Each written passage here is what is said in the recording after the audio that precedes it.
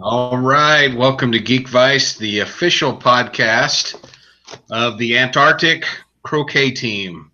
Antarctica, to play here, you have to have the balls.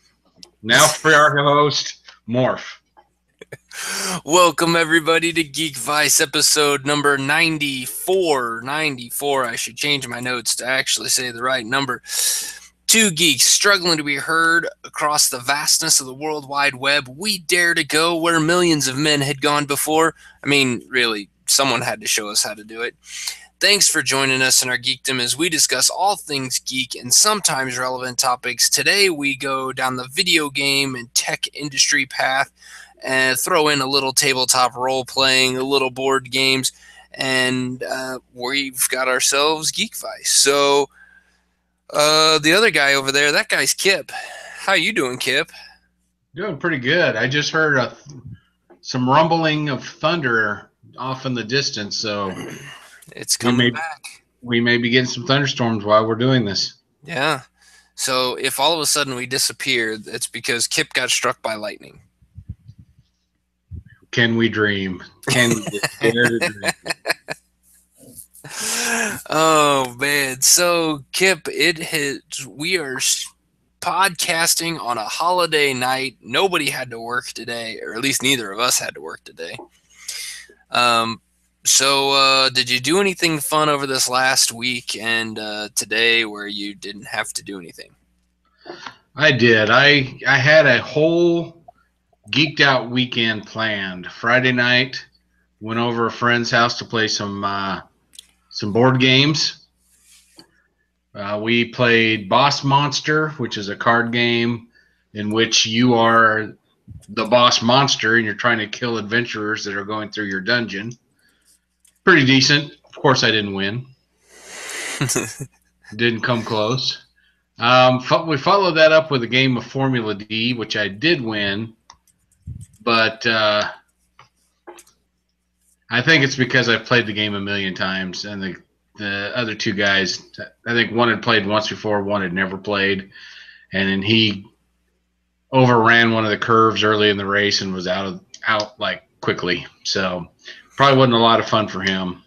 Yeah, that happens with that game too. If you don't come in with it if you come in with a too aggressive strategy for that, type of race, then you could be done pretty quick. Oh yeah, if you haven't played Formula D, basically it's a racing game where you have up to 6 gears in your transmission, and each gear you roll a different die. First gear, you roll a 4-sided dice that only has the numbers 1 or 2 on it. So the most you can move is or the least you can move is 1 space. The most you can move is 2 spaces. Next turn, you shift into second gear. You roll a 4-sided die, and I think it goes 2 through 4. Mm-hmm. And then third gear is an 8-sided. Fourth gear is a 12-sided. Fifth gear is a 20-sided. Sixth gear, which is a lot of fun, is a 30-sided, which you rarely make it on the base game on the 2 tracks that come with it. You rarely get to roll the 30-sided die. Yeah, you rarely want to roll the 30-sided die. You will blow through all kinds of stuff and end up in the seats. You will. Yep. You will set some spectators on fire. But that was fun. Won that one. Then we played a game of Thunderstone Advanced. And wow, I sucked. I had big time. Couldn't do anything. Is that different from Thunderstone? It is a little bit. Instead of having the Thunderstone that you put in the I guess you'd call it the dungeon deck, the bad guys deck, there's actually what's called a guardian, and it's a dragon. You actually have to fight it to get the victory points for that. Instead of the Thunderstorm, which just has to work its way through the dungeon and then game over. I gotcha. We used the standard breakout, which the instruction says, if this is your first game, use these. Holy cow. There were some monsters that came through that had like an 11 or a 12. Oh, jeez. And I was most of the time getting 6 or 8 for my attack, so I was nowhere close. Or I'd have 12, 13 attack, no light. It just wasn't working in my favor. Yeah. So the guy who won had like 51 victory points. I had like 20. So yeah, I was close. I was right in there. Yeah, that's always painful. Yeah, but it's pretty fun. I mean, you and I played that game quite a bit over lunch hours, and it's pretty much the same except for a few differences. Like there's no iron rations in the advance. Oh, okay. But there is something that gives you strength. It looks like the Thunderstone, and it's actually worth victory points. So you want to hold on to it. Oh, okay. And but the rest of it works the same. You know, you can upgrade your instead of them called what were they called militia in the game we played. Yeah. Now they're called regulars. And things like that, but it's the same. There's still one attack value, can't carry much of a weapon. Right. Trying to get rid of them as quick as possible, that kind of thing. No, I get that. That. No, and that's a fun game. I do enjoy that one. I enjoy that a lot. I do too. Sometimes it just comes down to, 4 people playing solitaire at the same time. Yeah. But if you got the right group and you're talking some smack, it'll be a good time. That's for sure. That always helps things. Yeah, we, I had a lot of board gaming to do this weekend as well. No way. Yeah, I know. It's shocking. I didn't really anticipate it. But I'll start. I guess yours came on Friday. Mine came on Sunday. And nice. Mr. Kip here was supposed to join us for one of the games. Yeah. He slept through it. Yeah, everybody. He slept through it at 11 o'clock in the morning. He slept through it, lazy bum. But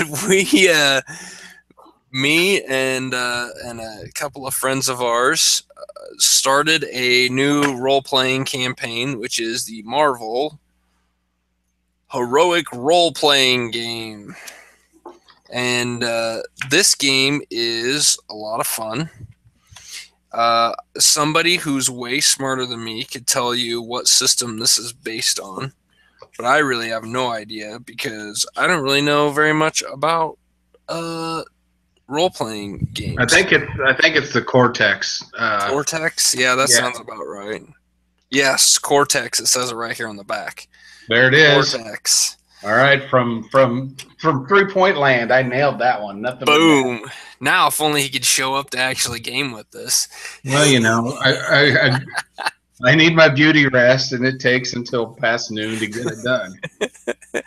But so basically, what this is you put together your type of superhero, and your game master kind of throws you in a situation. Well, so, this was our first time playing this, and I want to say it was the first time our GM had played this game as well, or at least GM'd a game.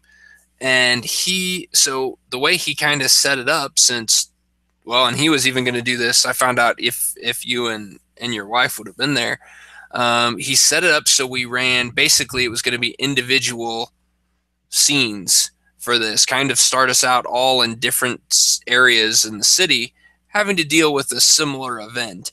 And it was a bank heist with a couple of low-level mooks that you had to take out, and then a superhero or a supervillain type boss to fight. And it kind of gives you a chance to learn how the game works, figure out how your powers work, and basically put it together on how you want to approach things. And it was incredibly fun.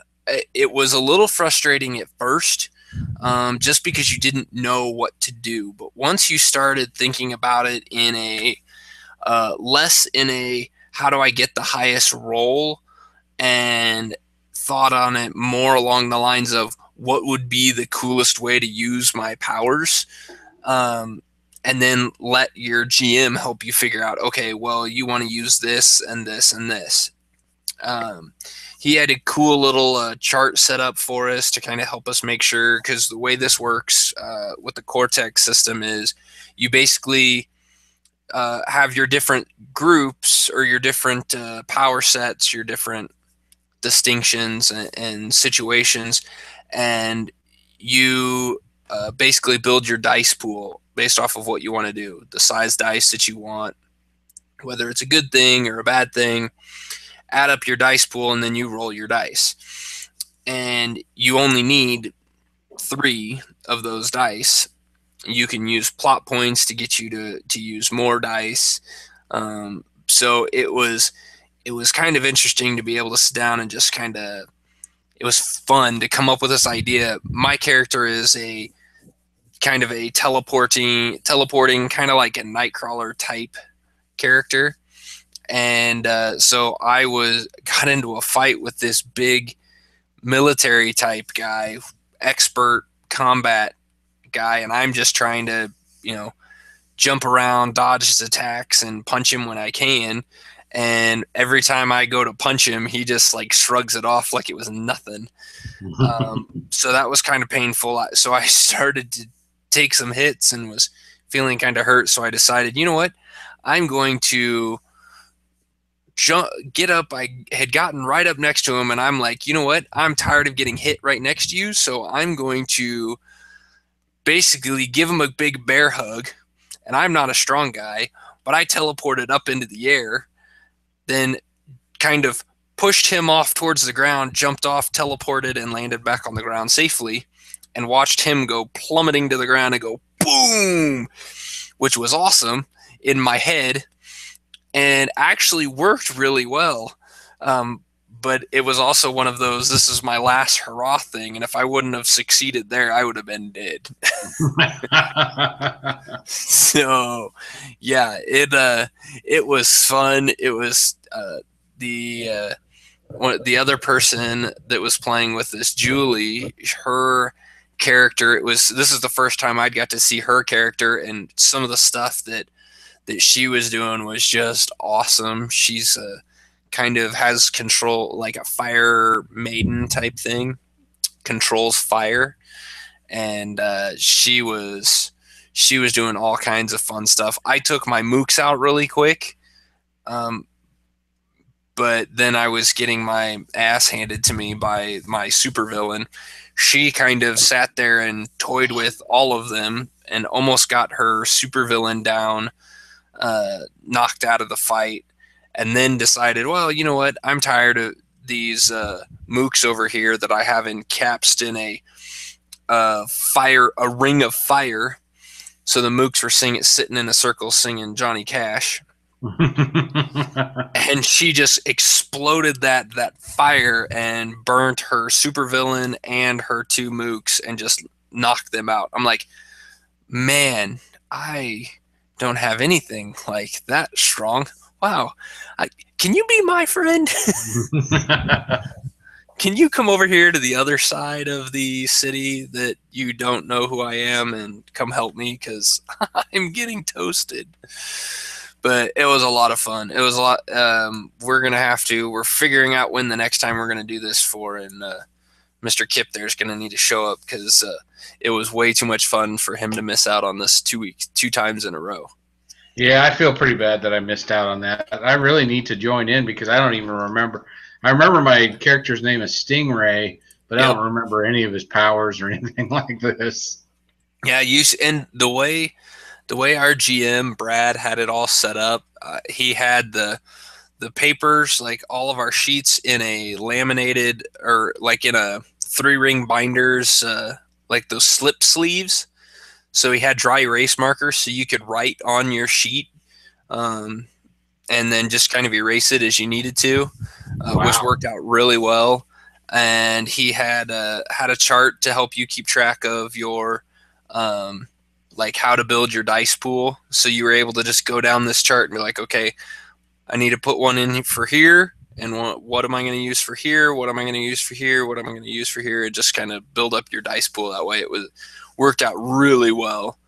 I did find out the one thing that I took away from this game is, well, 2 things that I took away from the game.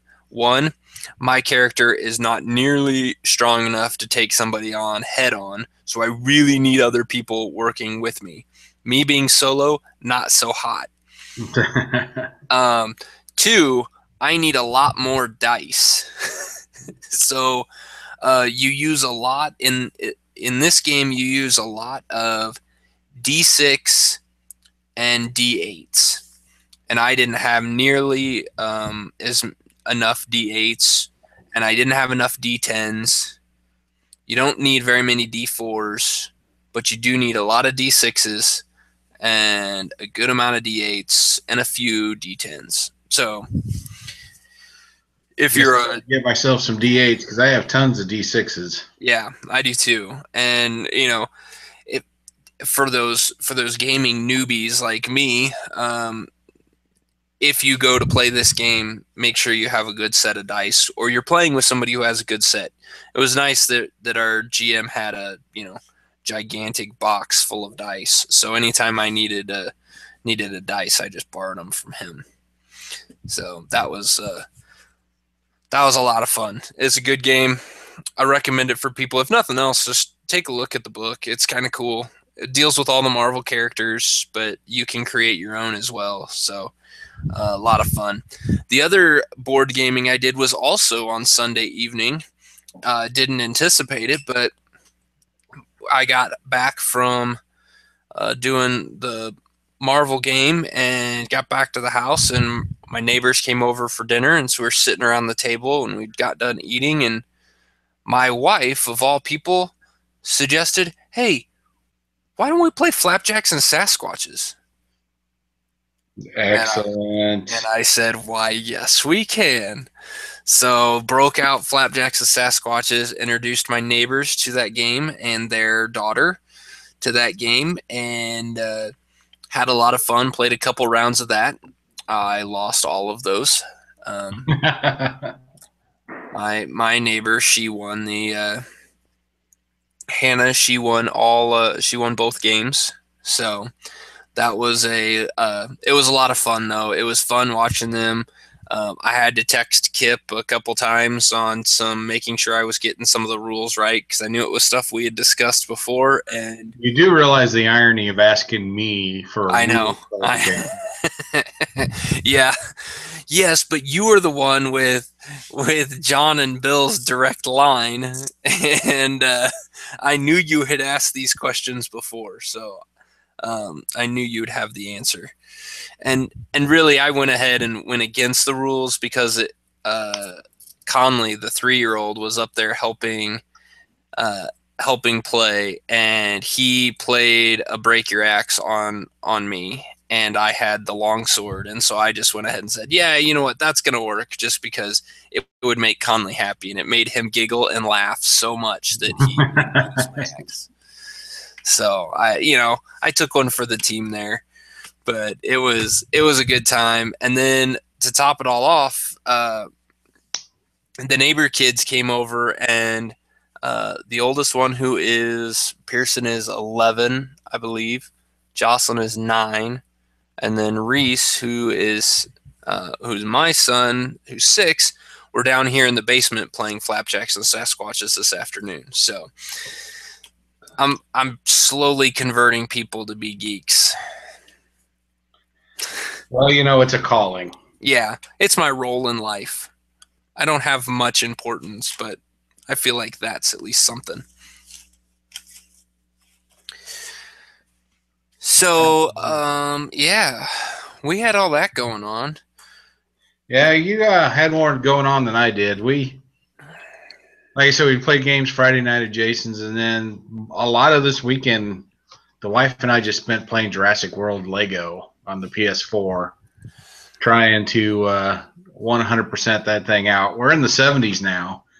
We got all the storylines done, all the mini kits, all the ambers.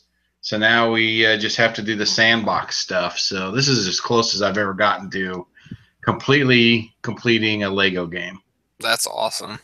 Yeah. Yeah, I'm kind of curious. You know, you never know if you can actually do this stuff if you're going to stay with it long enough. And not saying that you give up. I'm just saying you start playing these things and then you realize, oh my gosh, this thing is going to take forever. Well, that's the thing. We've reached that point where I can understand how people would say, I'm done with the game. Because, like I said, we finished all the storyline and all the free play for all the stories. Yeah. So now it's just basically going to the island for all 4 movies and doing the sandbox stuff. Yep. And I can see how people would be like, you know what, I'm kind of done. Let's move on to the next thing. But Yeah. I'm determined. We'll see what happens. That's where Reese and I got with the Marvel superheroes one. Like we were 85% complete with that, but then there was some stuff in the sandbox where it's like a couple of races where it was just ridiculously hard and I wasn't winning them, and so he was starting to get frustrated because I wasn't winning them and he didn't have a shot. And then there was a few where like I had to go and look up online how to complete or find these, hidden things in the sandbox in order to get it. And I'm like, you know what, that's where it becomes a little less fun when you can't just find them. Yeah. So absolutely. We did some low hanging fruit stuff. Like I just went to, in the PS4, the area where it shows you all your achievements for each game. They're called trophies on PlayStation. And I just read what some of the trophies were that I didn't have, and some of them are like really simple. It's like, well, I'll just jump in the game real quick and do that. Yeah. So it was like one of them was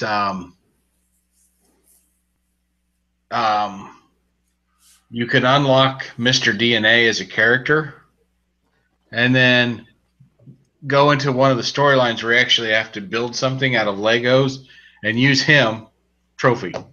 Yeah. So it's like, all right, I can do that real quick. Yeah. Well, there's a couple in there like that for Marvel superheroes too. It's like change back and forth from Bruce Banner to Hulk like 7 times. Like, really? Okay. Jump in the game. Go back and forth. Hey, you got an achievement. Awesome. Yeah. Another one was have both characters be John Hammond.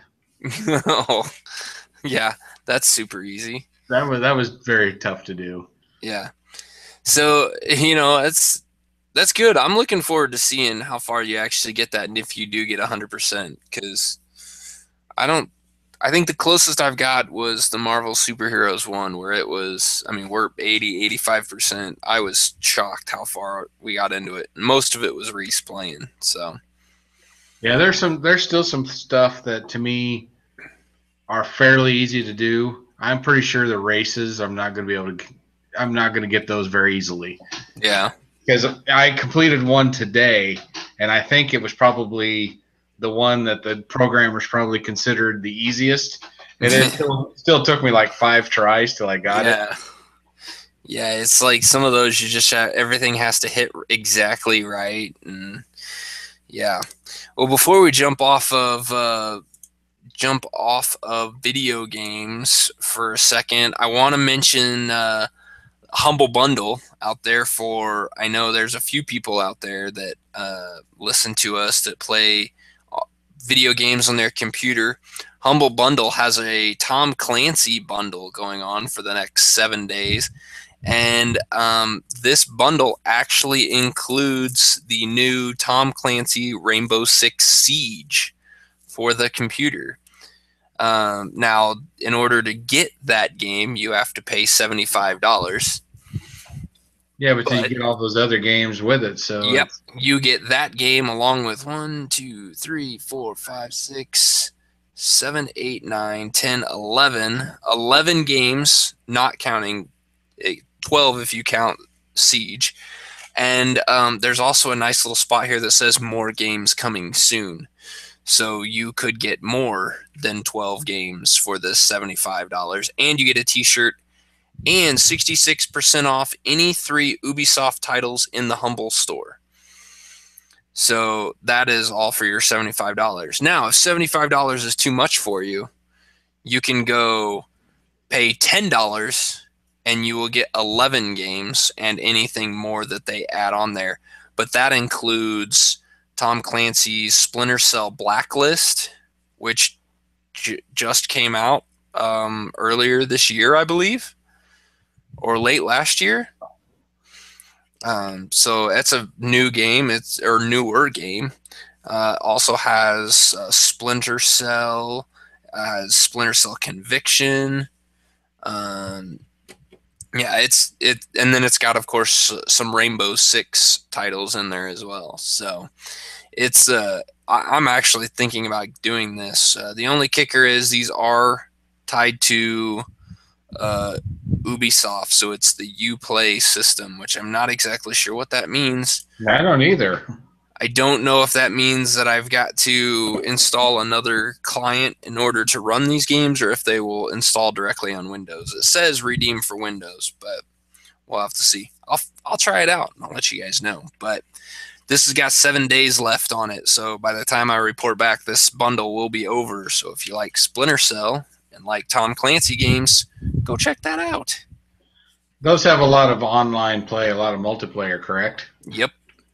Well, there you go. Segway City. And for anything you want to pay, you get Tom Clancy's Rainbow Six Siege multiplayer beta. So you can be a part of the multiplayer beta for the new game that hasn't even been released yet. Nice. And that you could get that for free. Because you don't have... I think you have to pay $1. I think you have to pay at least $1. So... a whole $1? I don't know. Yeah. Sounds like a lot. So, that, I'm going to jump us straight to our big main topic here because, Rainbow Six, this new Siege game is coming out and it's going to have a single player component and a multiplayer component, just like the new Call of Duty game that's going to come out and has come out since then. But announced not that long ago is that Star Wars Battlefront is going to have no single player campaign. It's going to be all multiplayer. And I know you hate that, but I'm telling you, it's making me may want that game more because of that. Well, but I guess, why? Can you tell me why it would make you want that game more? Because I hardly ever, I cannot stress this enough, hardly ever play the story in a game. If a game is online and I get to play with other people, that's what I do. But it's still going to be the same price. It's not going to be any cheaper.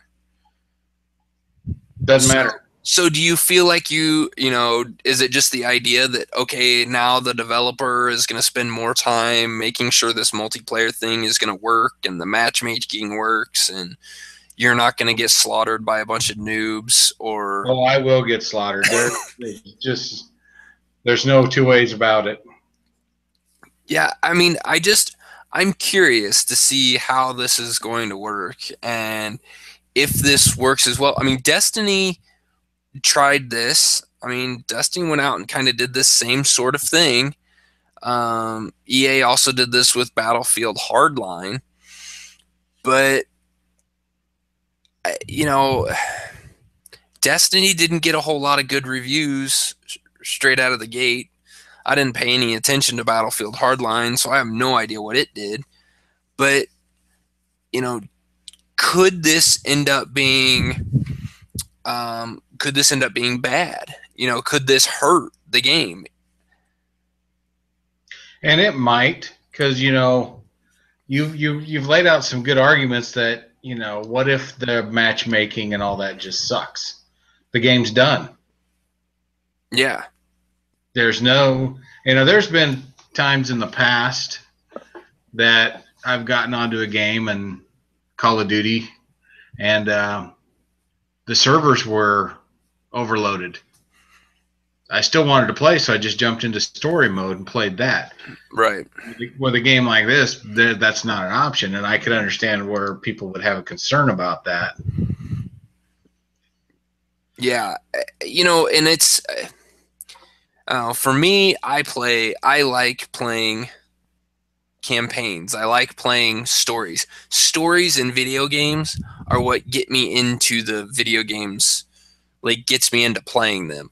Um, Grand Theft Auto 5, yeah, it was great big sandbox. You could go do whatever you want, but the missions are what kept me turning it on. That's what kept me wanting to progress. I wanted to see what happened to these players next. And um, it, even when I first got the Xbox, when I first got the 360, I bought Call of Duty World at War, and I bought that specifically to play with other people online. But I've still beaten the campaign in that as well because I use that as practice. I use that as, okay, well, here's this weapon, and I'm going to keep doing this mission over and over again so I can practice using this weapon. And then when I go into multiplayer, I maybe get slaughtered a little less. Well, that can happen. Um, Today, I've been playing Rocket League. We've mentioned Rocket League on here before. Yeah. I don't know, for a while now. This morning was the first time I went into the training area and actually went through the tutorials. Yeah, well, and I did the tutorials, but I was trying to learn this thing really freaking fast because I think I downloaded it on Friday and was supposed to be playing online with you and the Doug and Eddie show guys, like the next day. And so I'm like, I really need to learn this. So I just kind of used that to tell me my controls. But I have a season in there that I'm playing now and was playing it last night. Ish makes a good point here. She says that she prefers to have an option to play solo. If you want to play with other people, you can, but if you don't want to play with other people, you don't have to. And that's where I think this game is going to lose some people. And I think that's where Destiny lost some people. I think that's where these games, if they decide to go that route, but on the same side of it, I think these developers look at games like World of Warcraft, and maybe I don't know World of Warcraft real well since I don't play it, but that's a multiplayer game. I mean, can you really go through those missions and do all that stuff all by yourself without any help? I think there's a lot of things you can do by yourself, but you can't do all of it. But I mean, that's a massive multiplayer game. You can run into people while you're playing that game, and maybe that's what Star Wars Battlefront is going to try to do. But and I think that's what Destiny tried to do, but is that enough? Is that enough of a single player option or a single player campaign or a solo type stuff? Ish says you can play World of Warcraft solo. So, I don't know. I don't know how this is going to work. I'm not going to buy the game, but this is not a game that's for me. I'm not a first-person shooter. I'm not a shooter of much of anything. I suck at those games so bad they're no fun for me. That doesn't stop me. I still play them. Yeah, I'm curious. I'm curious to see if it's one of those things where they can just jump in anywhere, just do their own thing, or if you actually have to be with a group of people. And I think it's just going to be one of those things where, there's other people playing, but you can kind of do your own thing. There was a free download with PlayStation 4 called PlanetSide 2, and I think it's the same thing. I've played a lot of that. It's online multiplayer only, but I can just jump in and just go do shit, and I can join a battle, or I can interact with all the other players. It's kind of up to me, and I bet you it's going to be a little bit of that. Yeah. But granted, in PlanetSide 2, if you're not part of the battle, you really don't have much to do. I mean, there's a few things, that you can do, but it's boring as hell after a while. So yeah, there is some solid concerns there. Yeah, and it goes the other way around too. I understand the fact that people like playing these games with other people and like playing multiplayer. I completely get that, and those people have every right to want to have this stuff in there. I also agree with the idea that it's better to do one thing really, really well than two things mediocre. Tomb Raider is kind of a prime example for that. The Tomb Raider single player part of that was phenomenal. The new Tomb Raider. It was a great game. It was a lot of fun to play. The story kept you going. Was very Tomb Raider-esque. Is this the Temple of Osiris? What is that? No, what's it called? I got it right here. Hold on a sec. Let me get it. Dig it out. Diggity diggity. This one. Dun dun dun. I think I played that one. Probably. I got a Walmart sticker on it. Yep. Now they owe $50,000 for putting that on our podcast. Yeah, exactly. Pay up. Pay up, bitches. Yeah, but that game had a multiplayer function to it, but it was awful. Like it barely worked. The maps were super generic. It didn't have the same feel. It felt like they just threw it in there because they felt like they needed a multiplayer in there. And that's something that I don't want to see games starting to do. Starting? God, I'm terrible. Yeah. I don't want to see games doing that.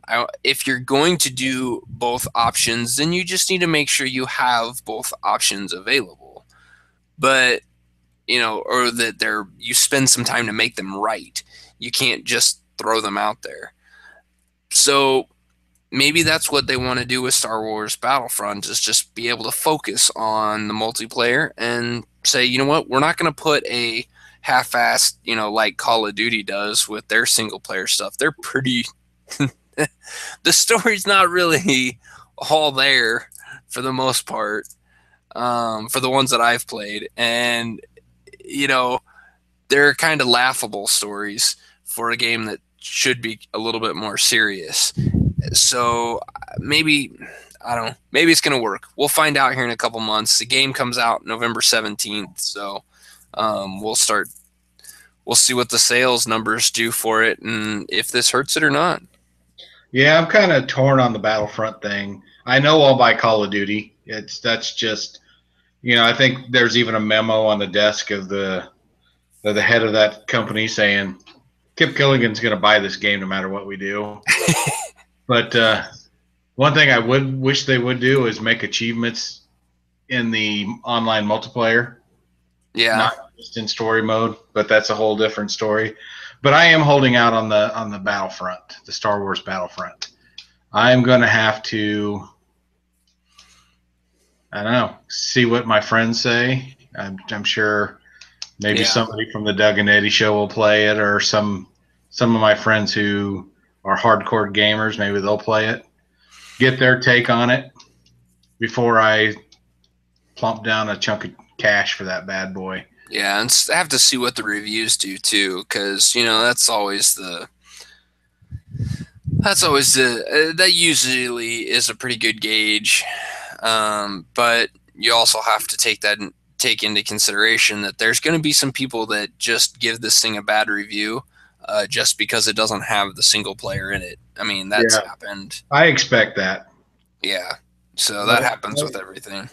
I've got some friends who will not play it because it's not, story mode, solo player, whatever you want to call it.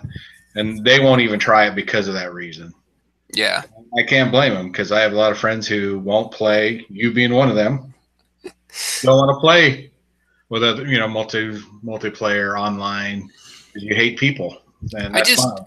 I just don't like strangers. I guess that's my big problem is like I have a hard time playing. Like I have a hard time jumping.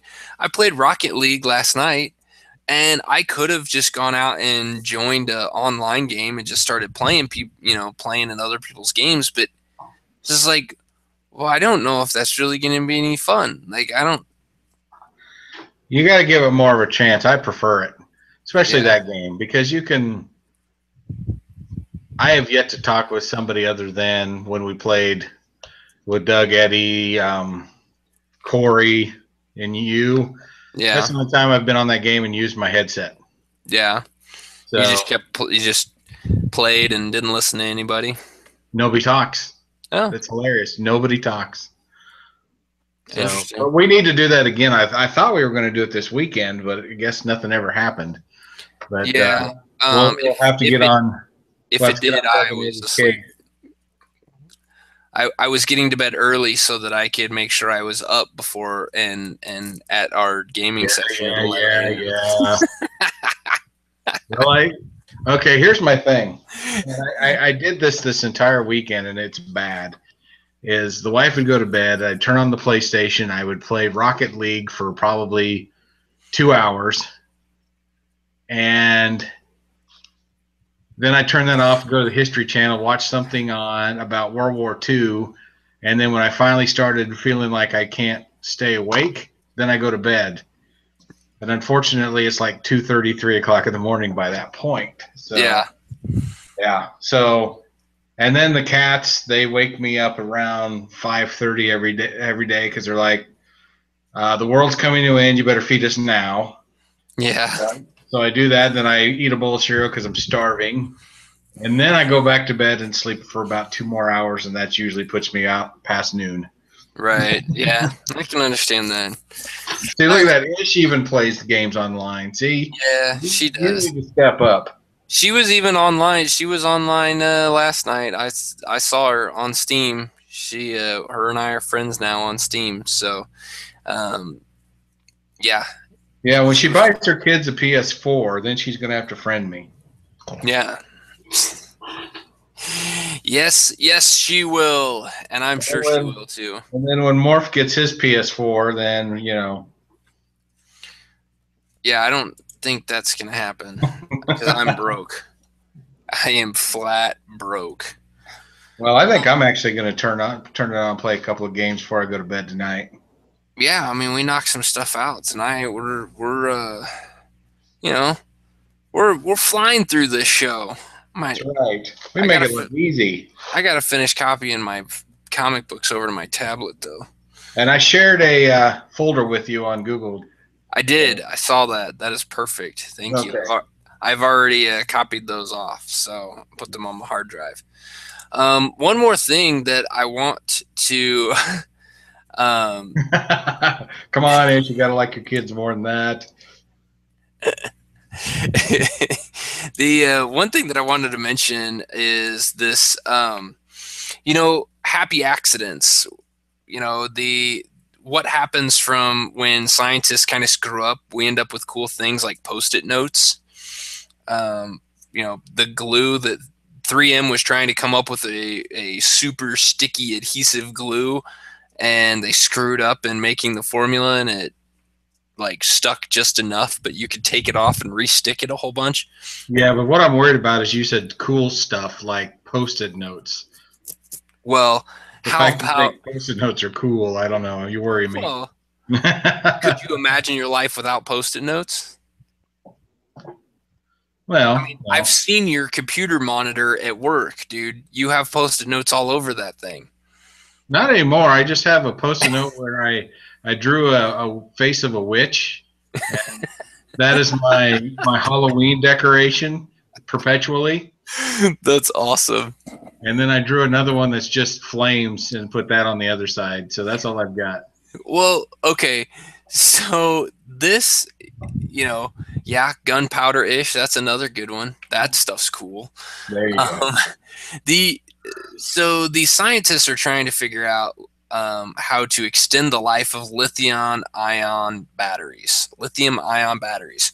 So, and I'm not getting it. This article gets into the real technical side of stuff, and to me, it's a lot of gibberish stuff. But basically, in order to do this, they're soaking it in a solution to try to make a titanium to basically cover this battery, the inside of the battery, in titanium that helps it hold charge longer and not expand and contract as much. Well, they kind of goofed up. These scientists left it in there for a little too long, and instead of throwing it out, they decided, well, let's just test it and see how it works. Yeah, this battery has gone through over 500 charge and discharge cycles and retained up to 4 times the capacity of equivalent anoid batteries. So you've now have this battery that could last, 4 times, well, this thing right now, they're testing of it, I'd say it's going to last 4 times longer. Well, that's a significant amount of time. Can you imagine you throw that battery in your controller, your console controller, and not have to worry about it for years, or just the fact that you can, maybe we can actually come up with a battery that you just buy once, and the different things you could use for it, put that in smoke detectors, vibrators. Exactly. I mean, somebody needs to do that. But the kind of the thought that it brought to me was, cell phones, you used to have to open up a cell phone and take the battery out and replace it. But now, like your iPhones and a lot of newer phones, like you can't even get to the battery on these things. They've got them sealed up.